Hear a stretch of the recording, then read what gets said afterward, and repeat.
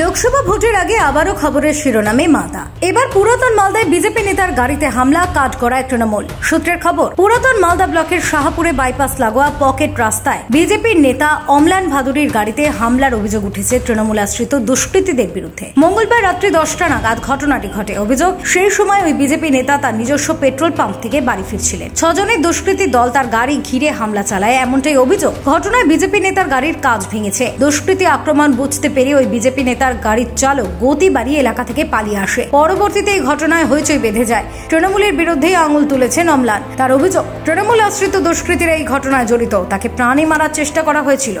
গেছিলাম, দিয়ে আবার ব্যাক করে আমরা আসছি বাড়ির দিকে। ওই সময় ওইখানে কয়েকজন 4-5 জন দাঁড়িয়েছিল। ও আমার বাদিকে একটা রড দিয়ে, বড় রড বা হাতুড়ি কিছু ছিল বড় ডান্টির, সেটা দিয়ে গাড়িতে করে। কিন্তু ড্রাইভারের সতর্কতার জন্য ওই দিকটায় লাগে না। তার থেকে আরও 50 মিটার পাড়িয়ে গিয়ে আরও 2 জন মিলে ওইরকমভাবে দাঁড়িয়েছিল, যারা চার্জ করলো ড্রাইভারের দিকে। কিন্তু ড্রাইভারের না লেগে ওইটা আমার লুকিং গ্যাসটা পড়ে লুকিং গ্যাসটা গোড়া থেকে ভেঙে পড়লো। এবং যেটা মনে হচ্ছে বড় হাতুড়ি, লম্বা টানার হাতুড়ি অথবা বড় রড কিছু একটা ছিল, যেটা দিয়ে এটা করেছিল। কি মনে তো একদম মানে মেরে ফেলার মতো আক্রমণ।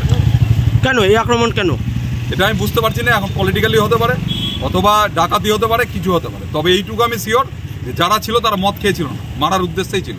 এবং সবাই বাই স্টেপ ছিল এবং গাড়ির পিছনেও দৌড়িয়েছে। তারপর পুলিশকে জানিয়েছেন? আমি আইসি সাহেবকে ফোন করলাম অলমালদা, এবং আমি ওখান থেকে বেরিয়ে এসে, কারণ ওখানে কি অস্ত্র আছে আমি ওখানে দাঁড়াতে পারলাম না। আমি ওখানে এসে, যেখানে আমাদের ক্যাম্প আছে পুলিশের ব্রিজের এপারে, ওখানে এসে দাঁড়িয়েছি।